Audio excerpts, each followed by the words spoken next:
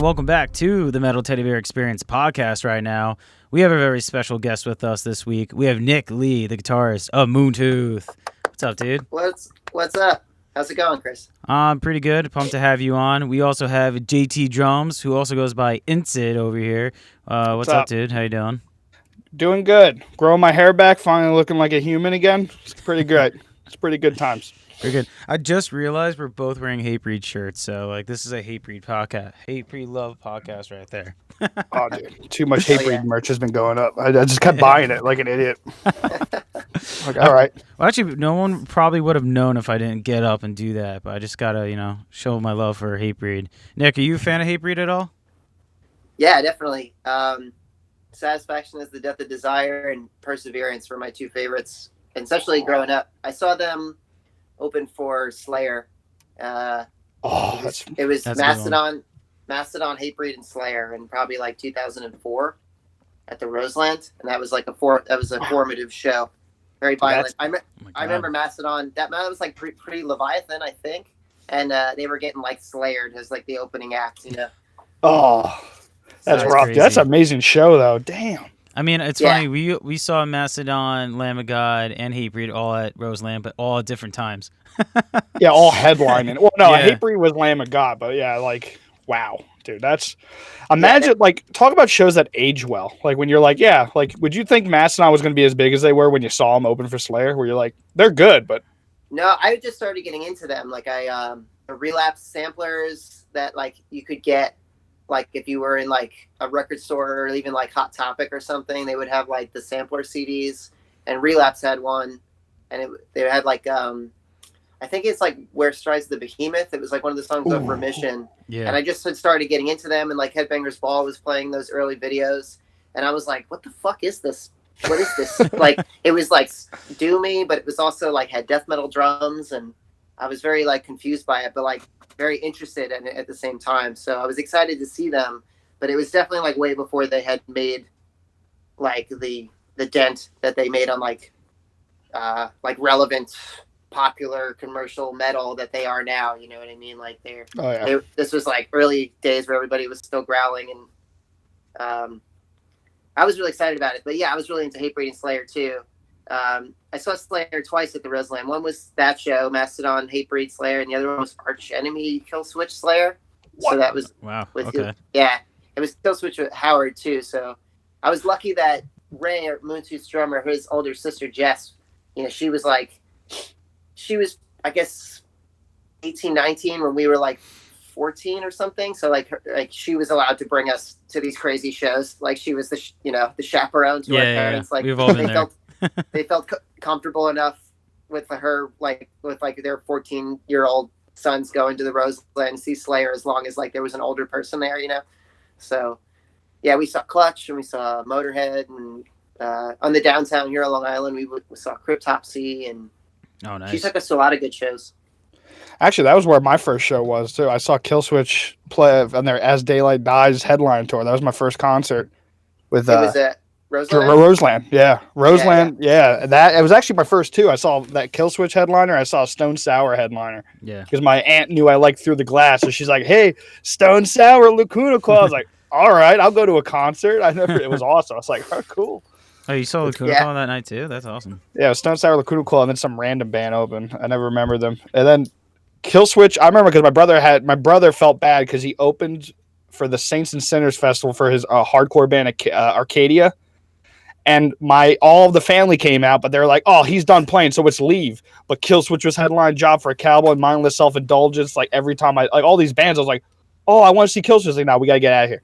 So he felt bad, so he bought a ticket. It took me there, but he took me in the middle of the pit, and Chimera started playing, and I'm like 5'0" and I just saw butts and green lights just getting taken out nonstop. I was like, "Dude, this is." I was like, "What the hell?" I saw them back in the day too, Chimera. I think they were opening for Motorhead, actually. What? At BB King's. It was the only time I saw Motorhead. I missed that venue. Sure it was. Yeah, that was the only time I ever went there too. It was cool. We saw Soulfly. I mean, it was 14 or something. I'm happy I got to see them. I think that would be a band that now I would have been like pissed that I never got to experience in person. And it was like the loudest concert. Right? Isn't it crazy? Yeah, Dude, like did Lemmy with the full Marshall stacks, like at BB King's, which is not like it wasn't a huge venue by any means. It was standing room right up against the stage. Dude, it is nuts to me that a band could be that loud. Because like I've been to like by the time I saw them live, I saw like hundreds of concerts already, and I literally was like, oh, I gotta definitely put my earplugs in. I couldn't even like handle it. I was like, what? Like it's just loud. I was like, yeah, they what played are at they doing Mayhem different? Fest outside Motorhead, and that was the first time where I was outside, and the sound was so loud it was actually hurting me. Because Lemmy kept turning around like, turn it up after every song. I was like, oh my god. That's awesome. That makes me happy to hear that even at an outside festival, they were very loud. Oh dude, yeah, it was nuts. But I see you're holding a pretty awesome guitar. We mentioned this off air before, but what kind of guitar is that? This is a Vigier. It looks like Vigier, Vigier. They're based in Paris. They've been around since the '80s, but they're not super well known in the States. But like Stanley Jordan played Dumblefoot plays them. Oh, okay, nice. Masayoshi from Loudness, if you guys know Loudness. But this is they're like GB Rock is like their Les Paul shape, but the color scheme is what they call the rock art, which is essentially like a dip. You know, they take a mix of colors, and then the guitar is just dipped, like the body and the neck separate, and then however it comes out is how it comes out. Okay. It's an awesome guitar, though. Our album Chroma Paragon, which actually, if I don't knock my phone over, I have one right here. It doesn't. You would be surprised to see it, but like this is the color scheme. Okay. And this weird yellow kind of became like most of the guitar, surprisingly. So that was unexpected. But at first I was like, damn, could I play a yellow guitar? But you know, it's very loud. Definitely make it work. I added these DiMarzio. These are the Mark Morton for Lamb of God's, his signature Dominions. And we became friends working on the last record, you know, and he had given me a pair to try, and I put them in a different guitar, and I loved them so, and I was like, they came in yellow, so it was kind of serendipitous. Oh, nice. It looks so good in that guitar. But this is like kind of my, basically my main, I have two main guitars for Moontooth right now. It's this one and a Strat style that I keep in different tunings. This is like for all the D standard stuff, but right now I have it in standard tuning because I was just teaching a guitar lesson. So it's just in E standard right now. But yeah, how's the guitar lessons coming? Because I see you posting about that on social media. Good, man. I mean, I've been teaching for over 10 years. I've worked at like various independent music schools. I work at School of Rock now and Guitar Masters here on Long Island, which is where I went growing up. But right now, obviously with quarantine, I'm doing all Skype and Zoom. But I was doing that for years leading up to this, so I'm pretty used to how to like make it work, you know. But it's been good, man. I just, you know, I try to like keep the word out that I'm offering it, so, you know, because some people, they just want to hang out for an hour and like pick my brain about this riff or that riff in particular, or then some people who are really looking to start from the ground up and like really learn and do all the scales and do all the, you know, take formal lessons, you know. So it depends. Like some people I'll do one lesson and then they'll be like, all right, I'll let you know, and then they take another one a month later, and then I have some that are, you know, weekly. So it's great. It's my favorite way to make money when I'm not playing in the band. Obviously, is I still get to play. I learn a lot from my students. You know, I'm always constantly, they challenge me to maybe go down paths that I wouldn't normally go down, or like they show me things, whether it's like different ways to play a scale, like a pattern or something that I had never thought of, or just music I've never heard, you know. So I really enjoy teaching, especially on like the one-on-one kind of basis like that. How could someone, like, if they want a lesson, how would they get in contact with you? They can email me at nickleesays, SAYS @gmail, or they could just message me on Instagram, nickleesays, SEES. So yeah, or you can message the Moontooth pages or anything like that. I appreciate the plug though. Awesome. Yeah, dude, no problem. That's why we're here. That's why we do this. Yeah, I've been teaching since I started teaching like my cousin when I was 16. You know, I'm 30 now, so I've been teaching a long time. I took lessons for over a decade with the same guitar teacher who I play in the band Riot with now, and I did some college. I'll just leave it at that. I took a lot of theory and stuff in high school, and I know all that stuff pretty down pat at this point. Would you say like, one of the first songs you teach people is like "Smoke on the Water" and like "Time of Your Life" by Green Day? I've never done "Time of Your Life" as the first song. "Smoke on the Water" happens. I always just treat it as like what they want to do or what they're into. If you're like a beginner, like if like I teach for School of Rock, and those kids are very young, so I'll just kind of throw riffs at them. Like, do you know this one? Oh yeah. You know, and they'll go, "Oh yeah, I know that one." Or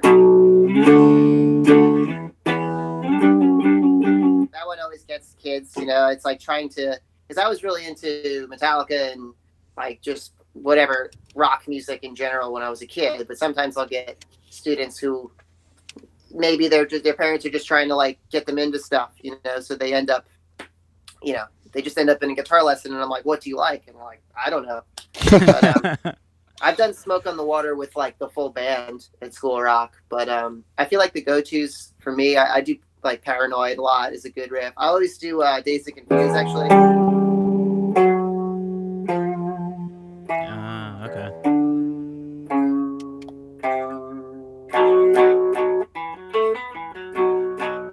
It's like slow, and they can usually play along with it pretty quickly. When we're doing chords, I'll do "Knocking on Heaven's Door." It's just the same thing the whole song.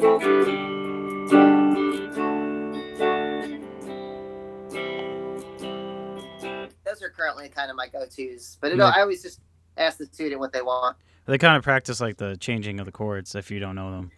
That's why I said "Time of Your Life." Like I feel like that changes like 3 or 4 chords. Yeah, that's a good one. Yeah, I'm currently on that right now. I just started guitar. It's it's not as easy as you made it out to be. It's not, and it really, there's no way to do that kind of thing. You're just switching those first like open position cowboy chords that everybody learns. You know, the only way to get better at it is to just over and over again. Oh yeah, just kind of it's brutal because I started playing drums like years ago, like when I was a freshman in high school, and like I didn't feel like I had a rough time like trying to get better at stuff, but I felt like I started having fun like off the bat. Even if I didn't play a beat, I was just hitting stuff like, "This is great." And then I learned a beat, and then I learned about ghost notes, and then just kind of paradiddles, and you had fun. Guitar, I'm like, all right, so, and I'm like analytical. So I'm like, this is the stuff they say you have to learn. Let's learn it. And I'm just sitting there cursing like, "Oh my God, these chords. I'm going to throw the guitar out the window." Yeah, it's definitely a very different experience learning guitar than learning drums. And I feel like learning drums or learning piano would be like the best instruments to learn first. I noticed a lot of my friends that are drummers pick up guitar very quickly. Oh, really? Oh, damn. At least like as far as just like left brain, right brain coordination, right? Because like you have to do that right away with drums, you know, and with piano you just, you know, you have to learn music, you have to learn notation and understand keys and everything. Yeah, I mean, it's like for like a beginner, just that. It sucks. It's like you can't. It sounds like this. Oh, dude. Short, fat fingers. I'm crushing it, dude. I constantly hit like one finger is touching a string. I'm like, why does this chord sound like shit? And I have to go through each finger, and I'm like, all right, there we go. But I didn't do that fast at all. It can be very discouraging at first, but I try to, you know, I've been doing it a long time, so I very much just treat every lesson as its own experience, you know, for me and for the student, because like everybody's going to have different strengths and weaknesses right away. There's physical or more just like not understanding the language or whatever that I'm using. So it's like it's a fun challenge though. You know, I definitely like appreciate the challenge in it. It's always easier when somebody's already into rock music though, or just music in general. Like if they can right away say, "I want to learn this song," like that's half the battle, because I've had like, I don't know, can you teach me these sounds from Fortnite? Like it's been like literally like they actually say that. I've had that before, and wow, and it's just like I've tried, and I don't remember any of them, but Man, that's something. You're just trying to like stoke a fire, in the kid, like as some sort of inspiration. Like, oh, I can, like, this just seemed boring to me until I could do this on it. So for some kids, that's like the Iron Man riff, and for other kids, it's something else. So luckily, the movie Iron Man happened, so like they all know that riff at least. Yeah, it's crazy that probably a lot of kids, you're like, yeah, Black Sabbath. Or they wanted to.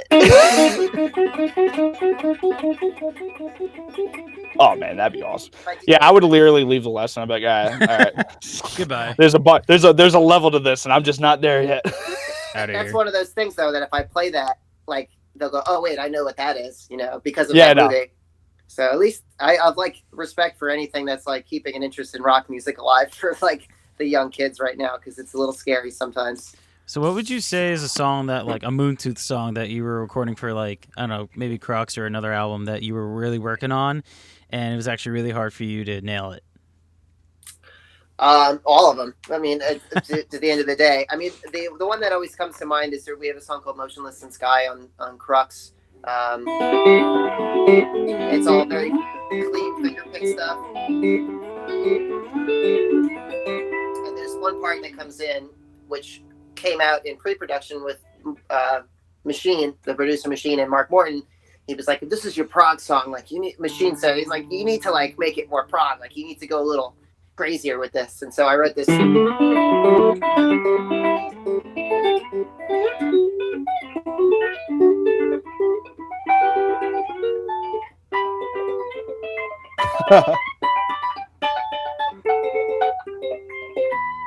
that like literally like had me in tears for a long time trying. I mean, even just like playing it still, like if we have to play it live, I get very stressed out about it because it's I'm surprised that I played it as well as I did just now off the top of my head. But you played it at St. Vitus though, right?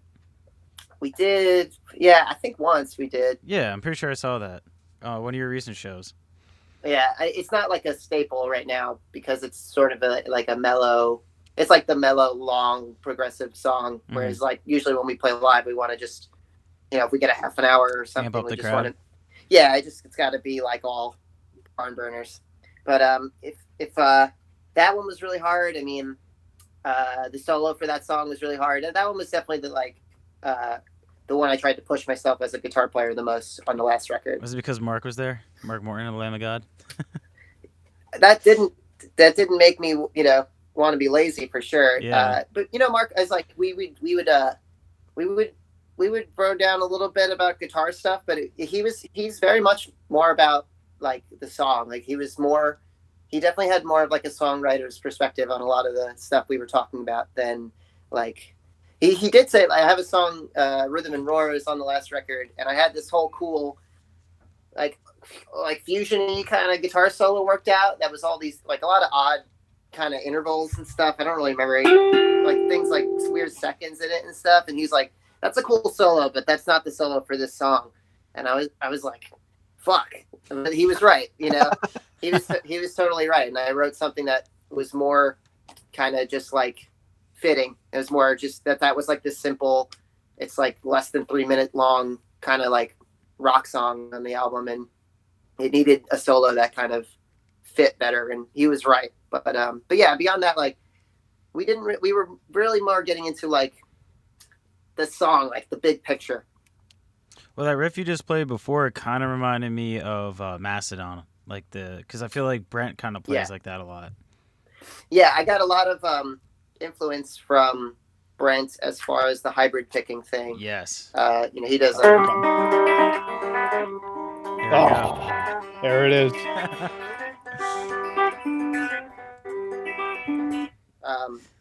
Yeah, the first time I heard that, like in the context of metal, I don't know the lick from Megalodon. It's so good. Whatever that lick is, that like just totally. Or Blade Catcher too. It's like, what the hell? Like when he just starts rip. I think that's the song where he does the finger picking lewd before he goes back into the nut stuff. You're like, what? Yeah. Jeez, or, dude. I started Yes. I started learning Carpellary and Crest. I can't remember it right now, but he has the greatest tone too. It kind of just because it brought together a bunch of things because I grew up on like I loved like the Allman Brothers, and I got into a lot of blues and a little bit of country music, a lot of like the bluegrass and country, and like that style of guitar playing came from getting into Brent and Mastodon and kind of being like, what else is there for this hybrid picking thing? And I found guys like, well, Chet Atkins is the obvious one, and then there's Leo Kottke, who I really love, and then guys like Danny Gatton, and just like it's just like a really wild style of guitar playing. It's just like, to me, it's more as a lead guitar player, like there's so much to that style that's like just so much more exciting and intricate to me than some of like the more, you know, contemporary like metal style. Like I just really enjoy, I just love the sound of it. Like John 5 is really good at it too. Oh, Yeah, he's nasty. God, he's nuts. I just love that in the context of rock and metal. You can just get really cool, just cool voicings, and just like, yeah, Brent uses a lot of the open string stuff, so he'll hang, like he'll just hang open strings into his licks.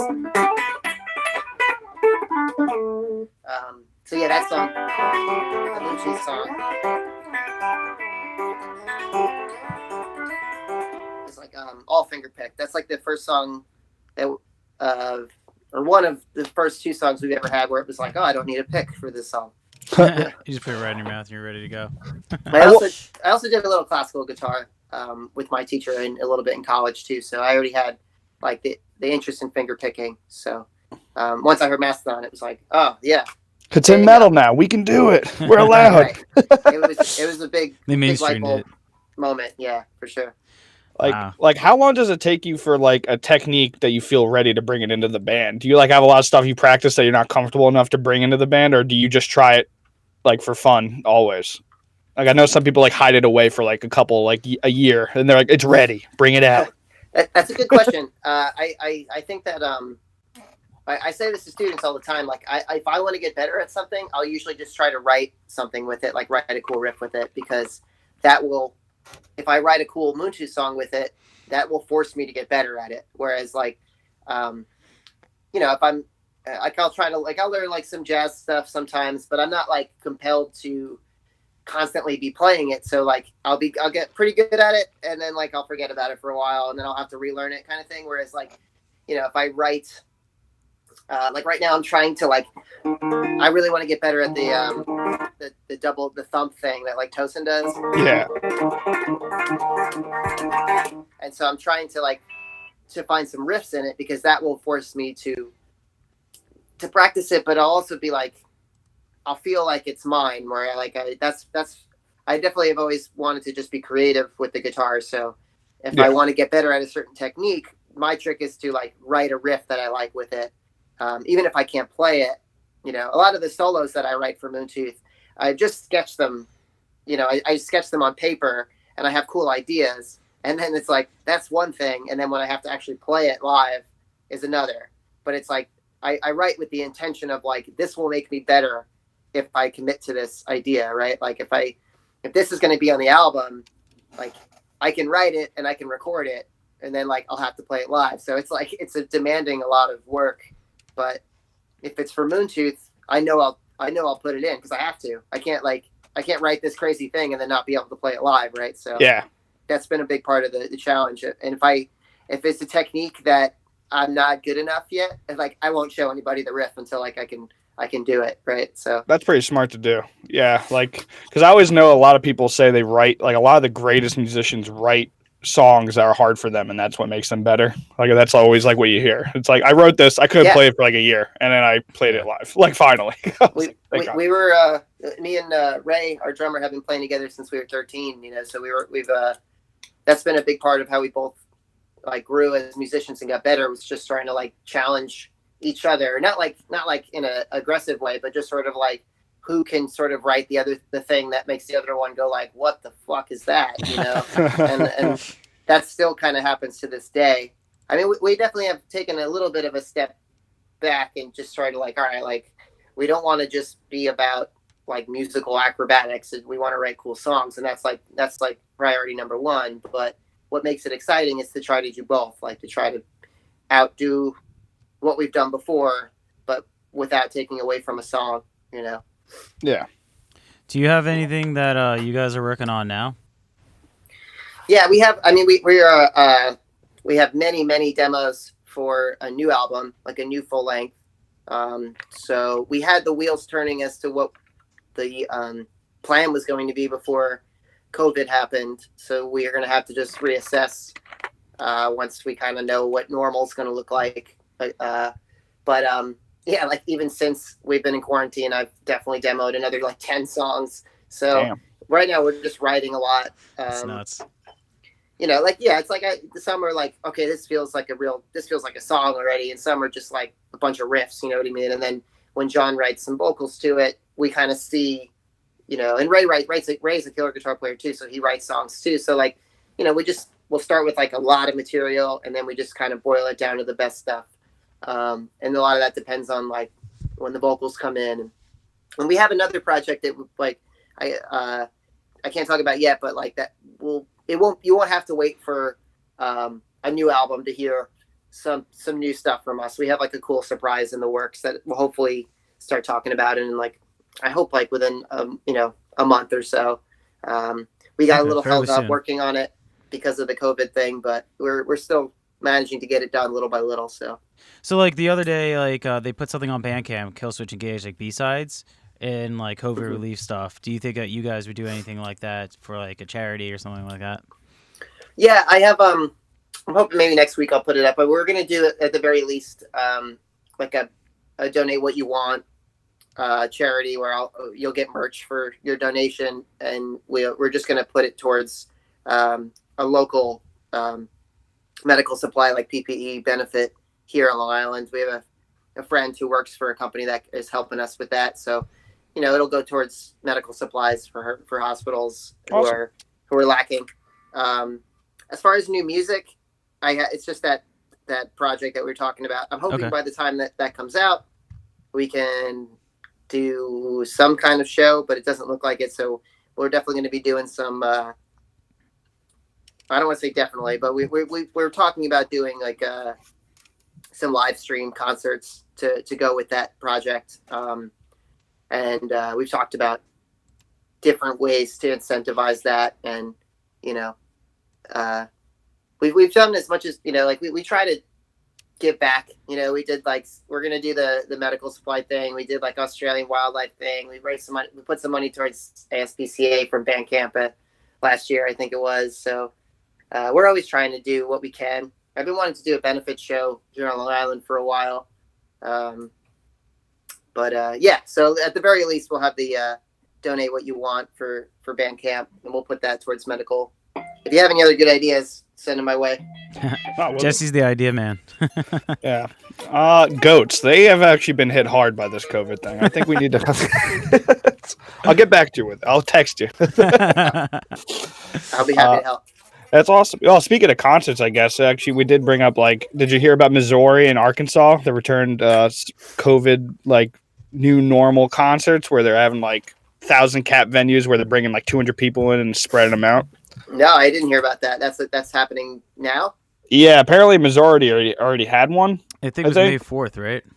Yeah, and Arkansas is planning on it in the coming next week or so. Well, because the governor for Missouri, he actually said at Monday, May 4th, concerts can happen, and I think Arkansas, the first one is supposed to be May 15th. Yeah, something like that. I think the country rock artist Travis McCready. I don't know who that is, but apparently he's going to be hosting one in Arkansas, and it's going to be 1,100 people. Well, 1,100 people is the capacity, but they're only going to allow 229 people. That's all they're selling, and Ticketmaster is actually calling the people pods, fan pods. Friend pods. You could buy up to 6 seats together, and they're spread out together in sections around the venue. How crazy is that? It's yeah, I don't know. I mean, all this stuff's pretty unprecedented, so it's kind of hard to know how to feel about it. I guess I would say if it's Missouri and Arkansas, I don't think those states have gotten hit as hard as New York. I mean, I guess it would make sense for them to try something like that. I mean, yeah, it's weird, man. We had a full summer of touring canceled, and it's postponed for next year. But even then, it's we don't really know what people are going to be willing to do, if it's still going to be risky for them to go to shows Yeah. or not. And the idea of like a concert with social distancing just sounds terrible. But I mean, especially for rock, right? Yeah, Sounds awful for rock. Yeah, but at the same time, I suppose it's better than nothing. I saw that thing in Europe where they did like a drive-in concert. That was pretty cool. You sit in your car Oh, wow. like in a field and watch a show. Yeah, there was a joke about at the drive-in playing at the drive-in. I Unreal. was like, wow, I was surprised that wasn't the headline. You know what I mean? Yeah, I could see that, working in those big open fields in Europe that they do the big metal fest. But there's definitely be guys who jump out of the car though and just start a pit. It's over. And then who's gonna stop that? Like the security, like Well, actually, there was a meme about that. I didn't know that was a real thing, but someone had driving concerts, and there's like, what happens when the metal band's playing? It was just like a 17-car pileup. It's like mosh pit. Everyone's just gonna drive their cars into each other, just take circle each other pit out. with the cars. That would be awful. Jeez. I mean, yeah, I don't know. It sounds better than live streaming concerts. I mean, those are fun and all, but I don't know. I don't think it's going to ever really be enough to like replace this experience in person. No, I don't think it would replace. I think if anything, it would add to it. It's just for those people that can't get to the show. Like, let's say they had to work or something. At least like in the background or something, they can have like Moontooth playing on the side. Totally. They did what they did. Vitus was doing one. It was called Big Room. Was the name of the app, and we did at least one show where we were streamed on Big Room. I guess that kind of got messed up with everything going on right now anyway, but I'm all for it. I mean, it was a little weird because we were like, well, if you can watch it from your bedroom, then why would you come to this show? But there's always going to be those people that just, they want to be in the room and they want to feel it in person. Yeah. Like that Code Orange one was dope, and I did appreciate that they did probably a venue that might have had like a cap of 1,000 people, but 14,000 people watched. And it was cool. Everyone's like moshing, like quote unquote moshing. They're doing the mosh emotes and stuff. But it's like, yeah, I would definitely, if I had a choice, this was awesome. But if I had a choice, I would have drove to Pittsburgh or whatever and been there. Like, no, that's sick that they did that, especially under the circumstances. But I think that, I don't know. It's like I look forward to getting on a stage and kind of it's sort of the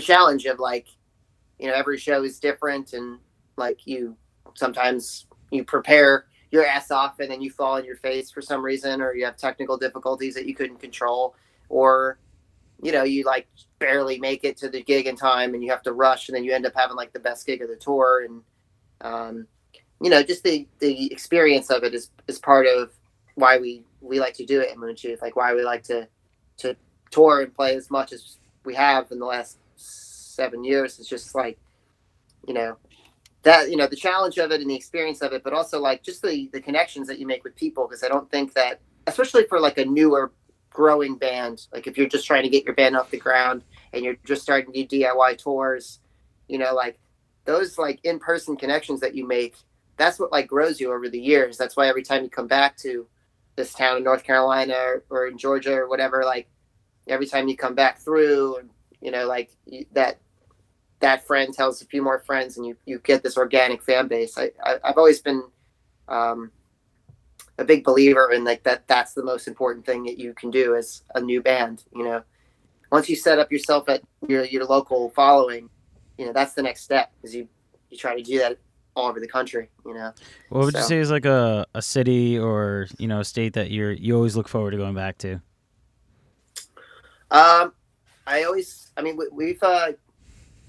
We always do good in Boston. I always really look forward to going to Boston. I mean, which is funny because in the early years, like we couldn't even get a gig in Boston. So it's funny how that ended up working out.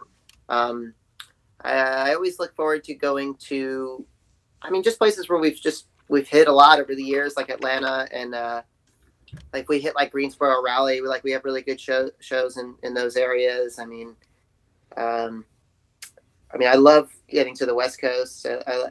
We haven't really had a great show in New Orleans, but I like going there. It's always fun to just like to go anywhere, really. I love more of a Austin. challenge, I guess, right? Try to win over the crowd. You're like, this tour, we're going to do it. We're going to beat them. Chicago. We usually do really well in Chicago. Chicago's always sick. I love getting to go to Denver too, but I'd say like Chicago, Boston, and like Atlanta, and like parts of North Carolina are where we do best outside of New York and Philly and Jersey and stuff. But your favorite venue is still St. Vitus, right? St. Vitus is my favorite venue. Even that like place is so good. I love playing there, but even just going. I love going to shows there. I always just have a really good time there. It's like the perfect mix of like homey kind of feeling of like it's small and personal, but you also get like to see big bands there. So it's just definitely something special about that place. Trivium, Gojira, and Megadeth have all played at St. Vitus. How crazy is that? Yeah, I know. I mean, you ever had like Nirvana after that Rock and Roll Hall of Fame thing? I mean, that's fucking huge. They had Megadeth, Anthrax. I mean, jeez, so nuts. How big is that room? It's like 200 people, right? Like I never actually like found out. I went there a few times, but I never knew. I think they fit more than 200. I think they call it like 250, but you've definitely been to shows that are more than that. Yeah, and that's just the live room, not like the bar. Yeah, that's what I was gonna say. They're like 250 in the live room, and then in the bar you could fit an extra 50. You just look overhead. I could be wrong about that, but I think I've seen 250. I mean, I'll back you up on that as the cap. But yeah, it's just a cool. It's just a fun place, and the sound's always really great there. It's always very just heavy and loud there. It's not, they're not afraid to let the bands be what they are. Of course. Well, let's break it into some segments right now. This one, I want to ask you specifically because you're an awesome guitarist and you shred like crazy. So, what are the top 5 songs or riffs that you love to play on guitar? So, like, if I picked 5 riffs, I think that I play a lot, and it's really hard to pick my favorite 5, right? Because there's a lot, but I just feel like there's the riffs that I'll come back to a lot when I'm, say, sound checking or just checking an amp or something like that. It's like there's a reason that I like coming back to them because they're just fun to play and they feel good to play. The first one, I always check if I'm playing this guitar, I'll always check my amp with the Love Me Like a Reptile, the Motorhead song.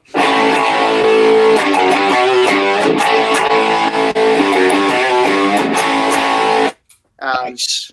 That's always fun. And then like if I'm at like a festival with Riot, the other band I play, and like if I play that riff, I always hear people behind me going like, it's always fun. Another one, I love the riff. Jesus Lizard. There's a song called Boilermaker, the chorus for that.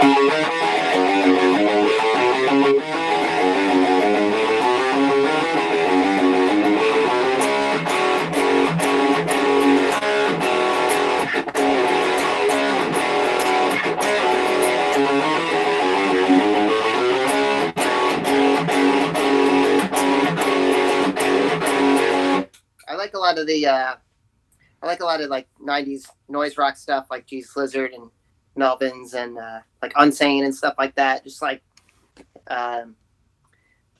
it's funny, like a lot of this stuff that Moontooth plays is like the opposite of what I like to listen to. I really like simple and heavy.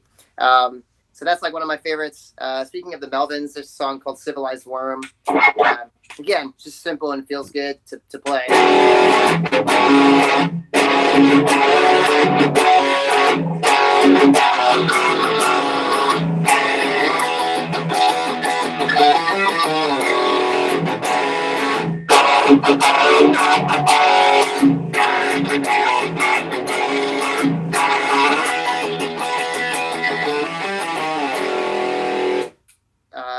So what is that? That's 3? Yeah. That's 3. Okay. I had to do a Pantera one. I was thinking, I love playing this riff from, it's hard to pick one from them, but yeah, there's so many. The Art of Shredding, there's this one in there. I love playing this riff.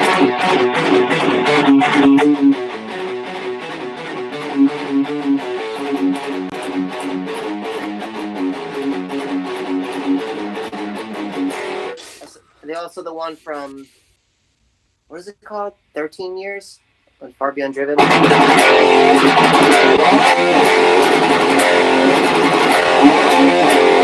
25 years.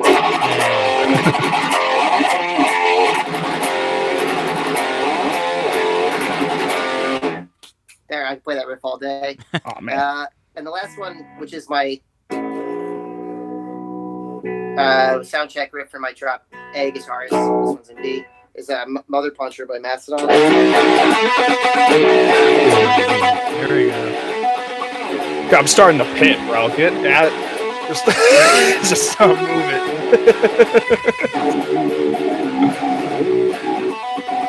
Oh man.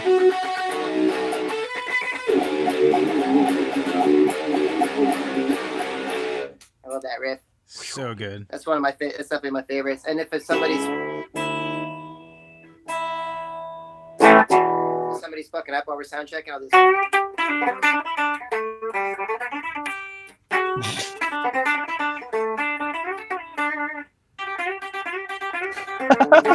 Awesome.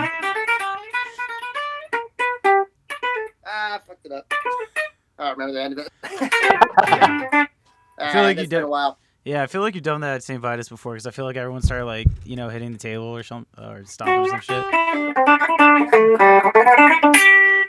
Yeah, or this one. Oh man, that's awesome. Those are awesome. Thanks, sir. I appreciate you bringing out the guitar and actually playing the riffs too, instead of just saying them. Yeah, I was teaching right before this, so it made sense to just play them. I mean, it also helped me kind of think of it because it's like I wanted to think of something hard to play, but that's not really my favorite riffs. I like my favorites are ones that just feel good to play. Sure, yeah. Or just always sound good coming out of an amp, Yeah, definitely. Yeah. But the hard ones are for working out almost, right?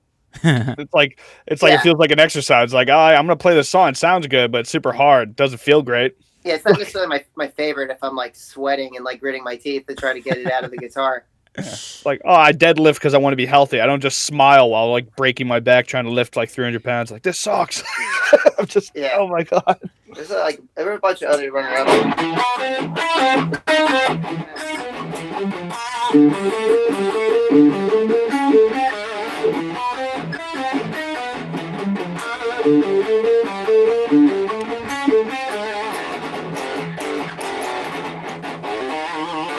We were talking about Slayer before, so that definitely counts. I gotta get better at guitar, bro. Jesus. I gotta get to the point where I can actually enjoy. I give lessons, man. I know. There you go. Nice little plug. There it is. Yeah, I know. I gotta. I'm almost like embarrassed. We'll put your info in the comment section below. Do I do the YouTube like my YouTube first point. day with guitar a year from now? Still the same somehow. It's like I should have did the lessons with Nick. What did I do? Yeah, I mean, it's a lot of what I would do in the beginning. It's just sort of like just getting your fingers moving and just mechanical stuff. Boring. Right. It'll feel a little boring at first, but that's you just gotta trudge through all that shit. And well, because I'm such a psychopath. When I get into stuff, I just like. It's probably bad too because it always gives me too much information about the thing I'm trying to learn about. But like I'm like, all right, dude. Now I've never looked at so much guitar videos in my life, but I've like just watched the Ben Eller. You know Ben Eller? Mm-hmm. Yeah. So he's got this exercise called the Punisher, and it's about like getting your fingers used to going up and down and learning how to like alternate pick up and down and going up and down the strings. And I was like, oh well, this is mechanical. This is like, and I decided like that's going to be like one of the main exercises I do. And I will tell you. I've never wanted to violently take a guitar into my wall so bad. Like, dude, I'm like, ask Chris. I tell him, like, dude, this is a great exercise, bro. If you're a guitarist, and I'm just like, this sucks. Like, this is hard. I mean, but that's part of it. That's part of it too. I mean, like, I did that, as a kid. I would throw it across the room sometimes because I was just so frustrated. And I still do sometimes, unfortunately. It's just part of like the process. If you're not getting frustrated, then not doing it right. Either you're like a savant or you're just not really taking it that seriously, Well, frustration is a good thing. It shows that like you care. You care about what you're trying to accomplish. It's just a matter of like being able to put it in perspective and not like ruin your day over it. That's another thing. Well, drums you can hit stuff too. Like that's what if I get mad, I'm like, all right, now I'm gonna play that fill. I like I tried to learn the ruin fill from Lamb of God, and there was a night I did it 1,000 times. Shut up, Chris. Sounds like a very hard fill.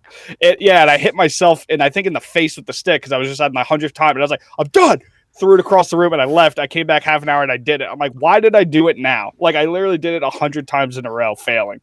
And it's like sometimes it's just like it's like a mental thing, or like I'll have like if I spend 2-3 hours on something and it's just not happening, and I just like want to rip my skin off because I'm so angry about it.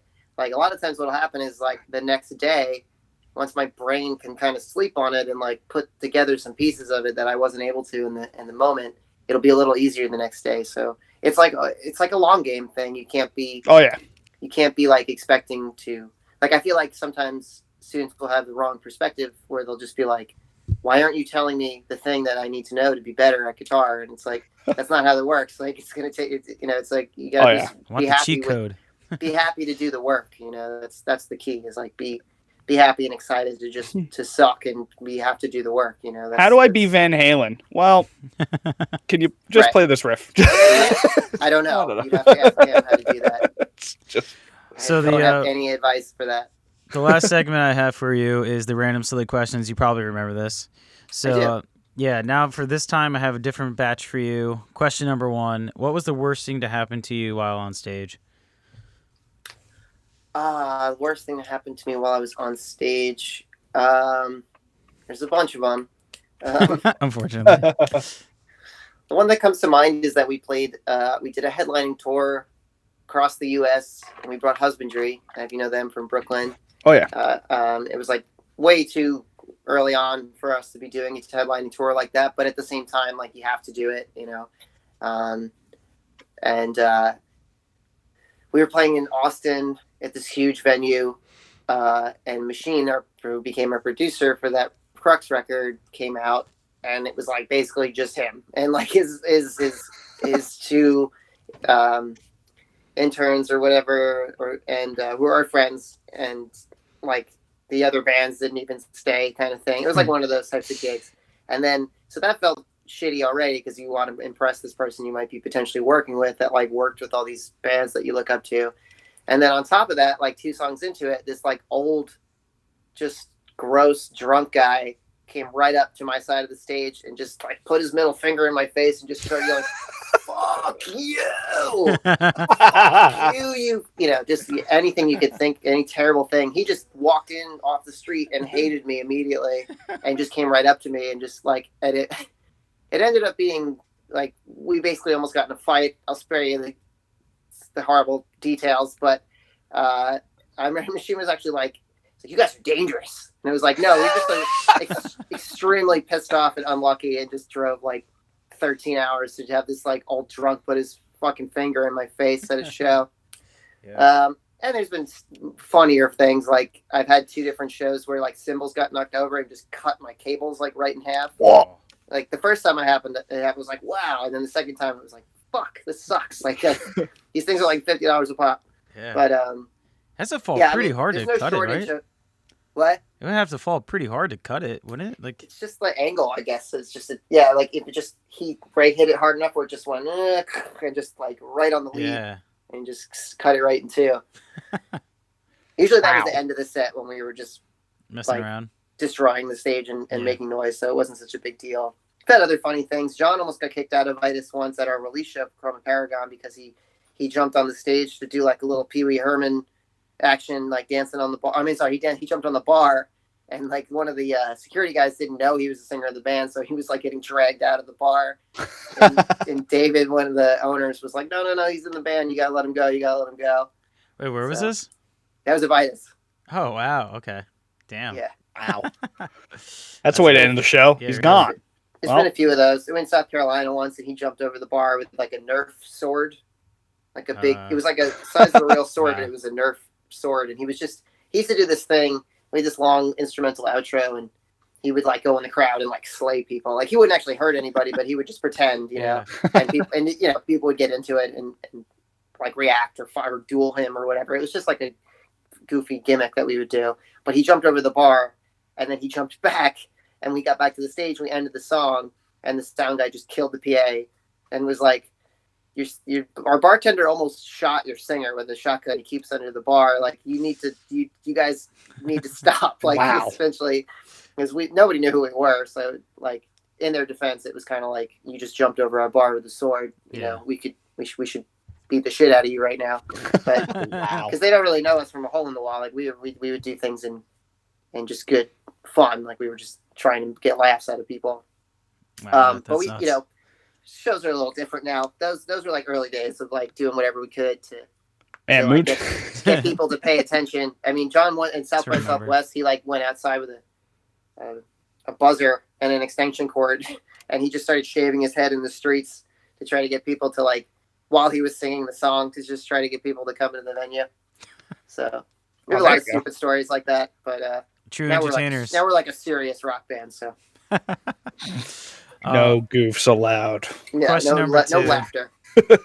All right, question number 2. What's something you wish you knew before going on tour?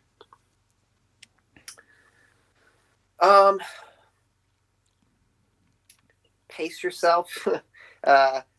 Like if you're trying to do this for a long time, like take care of yourself. Sleep sometimes. Like First tour, you stayed up all night. I pretty much stay up the whole tour. I still do. I mean, part of that is because my band snores so fucking loud, and particularly Vin. Like, that's the other thing. Bring earplugs and like a mask so that you can sleep when you have to sleep, because that sleep becomes very important, especially as you get old and you're on the road for like a month at a time and you haven't slept in a few weeks. It's really hard to play a set, Yeah. while doing that. So yeah, I don't know. Just remember to take care of yourself and Drink water. I heard that. Like, people Yeah. just get drunk and they're like, it's a party, right? It's like, sure. Like a week later, they're dying. They're just like, oh my God. yeah, I mean, yeah, I don't know. Besides that, I guess it's just like, just expect the unexpected and just prepare for just shitty things like blowouts and broken trailer hitches and just all that type of shit. Like, just try to go into everything with a sense of humor and not get stressed out, because like getting stressed out on the road is only making it worse for you and the rest of the band. So just there's be always something prepared worse, too. for all that kind of Murphy's Law is going to happen. Nice. Question number 3. What movie would be completely different if you changed the lead actor?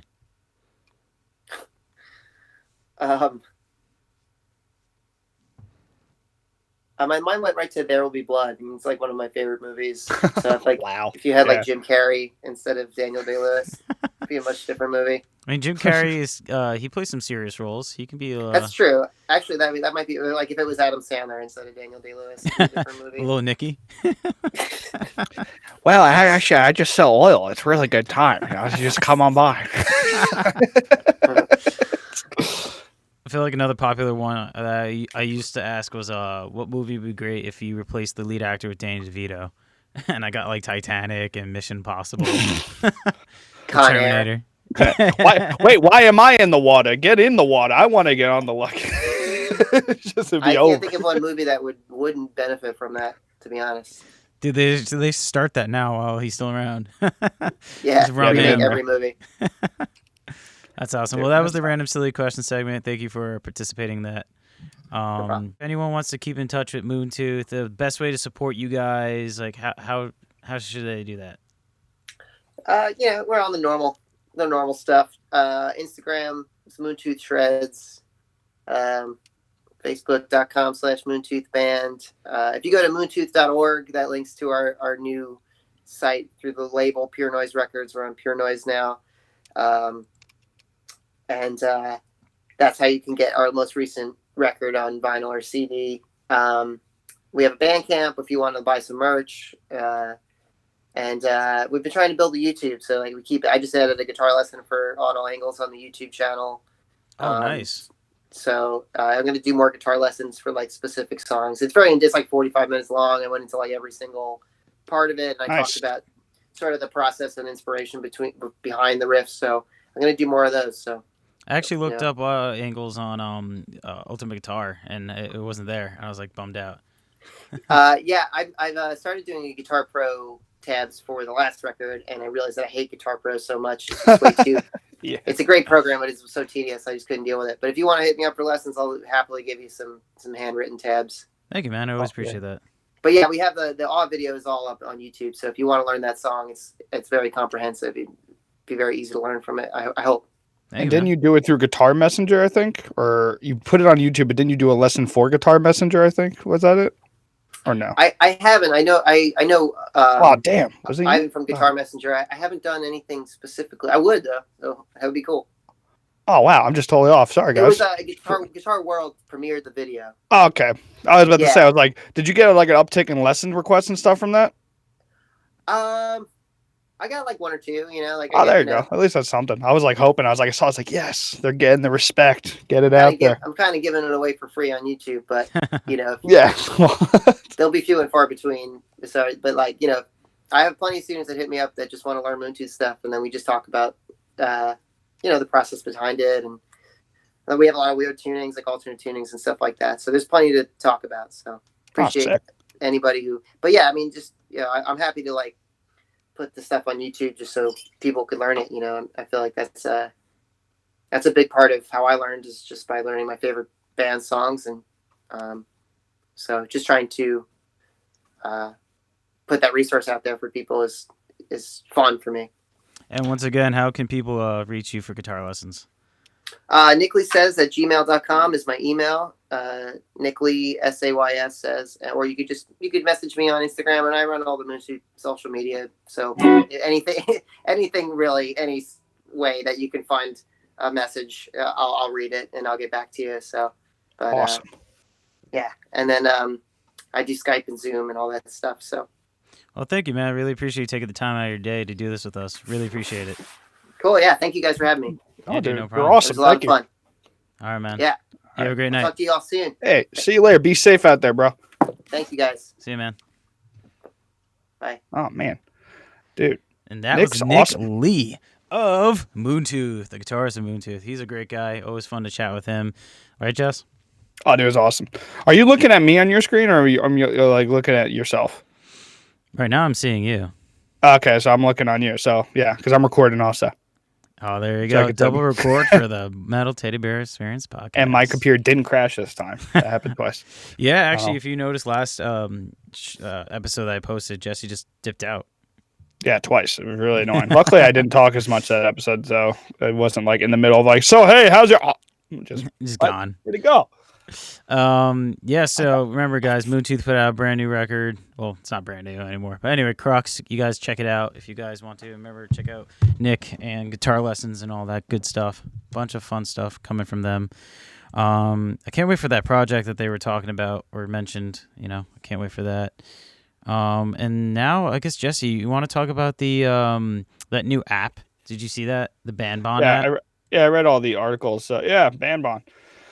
Yeah, it sounds cool. I like it because I've heard that problem. So BandBond apparently is an app that's going to kind of get around that thing that I've heard that bands have dealt with on like Facebook, where you have to pay for your fans to see your content, even though they follow and they do. Like, I remember like a couple of years ago, bands were like, "Can you go like us and hit a bell and then also do this?" And apparently, you'll like let us see. You'll like see us, even though it wasn't proven. It was just one of those things people said to do. Yeah. But apparently they're still having that problem. So apparently BandBond gets around that, and it takes all of a band's social media and puts it into one place, and it just posts all their stuff, and you'll get responses and notifications of everything from that band without having to pay a premium. It sucks too because it's not only like you said it was Facebook, but it's not only just Facebook. YouTube does that too. Where like I remember Josta was talking about, again with Josta on his podcast. He was talking about how sometimes the stuff he posts like YouTube or whatever, it wouldn't get fed directly unless you were looking for it specifically. You know what I mean? Well, yeah. Well, YouTube is definitely the bell. You have to get the bell, but then also like. Hell, like I follow your podcast, which you should always like and subscribe on the video, by the way, and hit the bell, hit all for that hot content right out the oven. Hot cookies, because videos suck after a while, just like cookies. No, I'm kidding. But no, like it's also a problem too. Is like if people like it, like I follow you, and sometimes I have it on all, and sometimes I don't even get it right away. That's why I miss some of your old interviews because we're subscribed to a bunch of people. So like on any given day, my YouTube page will just be like, "Hey, you have 100 new videos." I'm like, no idea. So like, that's also just a problem with people. It's like, I don't always go through all my new videos. Like I have a few people I watch. So it's like, unless I see it on my front page, sometimes I'm just doing stuff. I'm like, oh crap. And people don't just like one band. That's the thing that sucks too. So it's like, oh, I want Hatebreed, but also Loon Lamb of God record coming out. Oh, but Trivium came out with a record, but also Moontooth's doing an impossible project. Oh, what? But then and then you do times that by 50, and you got 50 to 100 bands that you like. It's like, oh, I can't keep up with this at all. It's a full-time job almost. Yeah, basically. It's like I think it like is something. a full-time job. To like something. To like it's crazy. Like, and it's stupid because, like I always say, there's an immense amount of great music out there. And luckily, I started doing reaction videos, plug in. And I just realized that people are just sending me reaction requests, and I've been listening. I'm like, this is crazy. Every one of these I like. I've only ran to 2 songs I really didn't care about, and I've already done like 40 or 50 videos. And I'm like, wow. And some of them I never even heard of. And I did on stream too. I just listened to some tunes without even doing reactions, and people requested stuff I never heard of, and I loved it. I was like, wow, there is too much stuff. Like, I kind of wish I was that closed-minded classic metalhead. It's like, it's just these 3 bands, three albums, and all of metal sucks besides that if you're not that. It's like, oh, it'd be so easy. It'd be so easy. I think another cool thing about BandBond is that it was actually created by Dark Tranquillity keyboardist Martin Brandstrom and composer Joachim, I don't know how you say that, Starander. Let's hear what it sounds like when I do that, because I have a flipper mouth, so I guarantee I think it's Joachim or Joachim is the name, because that's how you say that in Swedish. Joachim Starander. Yeah. Swedish metal journalist Mattis Lundvall. So I'm sorry for butchering your names, guys. Trying to give you the credit about the BandBond, but that's pretty cool that like an actual band kind of created. You know what I mean? Oh yeah, dude. Because they're gonna understand what goes through, especially Dark Tranquillity. Like they're famous for like they came out. They were like the band almost like Within Flames. They were like kind of helped pioneer like different sides of that sound, and they like traded members a bunch of times too. But it's like, they're not a huge band. They're famous. They got some clout for helping out the Gothenburg metal scene. But like in America, I guarantee there's a lot of people that don't know about it. So they definitely know the struggle of trying to get out information and not being that band. Like Metallica, everything they post gets out there, no matter what. I don't follow Metallica that close. I see everything they post. Because people know, like, you know, at least websites know, like, they'll get clicks when they put Metallica. Yeah. There's bands there's things like, brands that, Metallica, Megadeth, all those people. Whenever you see those names, Dave Mustaine, Corey Taylor, people are going to click on it, right?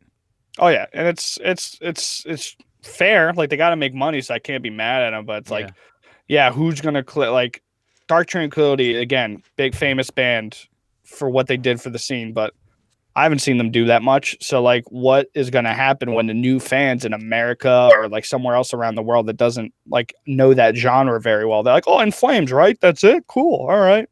Yeah, Trigger was awesome. And then they just go on with their day. It's like, how are they going to get it? Or any of the other bands, like The Haunted or something. It's like, it's nice to have a band like that behind it. Because if Metallica made the app, sure, it'd probably be really good. It'd be well-funded and all that stuff. Yeah. But do they really know the struggles of a small band? Unless they pulled information. It's like, not a small band, but a band that doesn't get the Believe this or not, Metallica cover. Was a small band at one point. At one point. But yeah, that was back when they tape traded. So... yeah, we don't do that anymore. If you tape trade, someone might just attack you for giving them like physical spam. Like they're like, no, out of my face. God, it's probably got COVID on it. You trying to poison my family? It's like they just beat you to death. If anyone is interested in the app, BandBond, you can get it at the App Store or Google Play Store or whatever. You can get it, and bands can actually sign up by just filling out a form. So it's really easy. Just go to the website. Oh, I read that article wrong then. I thought it was in beta form, so you had to like write a form out for yourself to be as a fan. I was like, I gotta write a form? I was I'm not signing up for this. Fans can download the app on the App Store or the Google Play Store. Yeah, bands have to actually sign up. Fair enough. I was like, I'm not signing up for an app. All right, that's crazy. I was like, wow. Well, hopefully this works out. That would be perfect. It'd be nice, dude. I like I said, I met all the episodes. I want bands to make more money, so whatever helps that. Of course. I'm good. All right, Jesse, anything you want to mention before we go? You want to drop some streams? Drop some socials?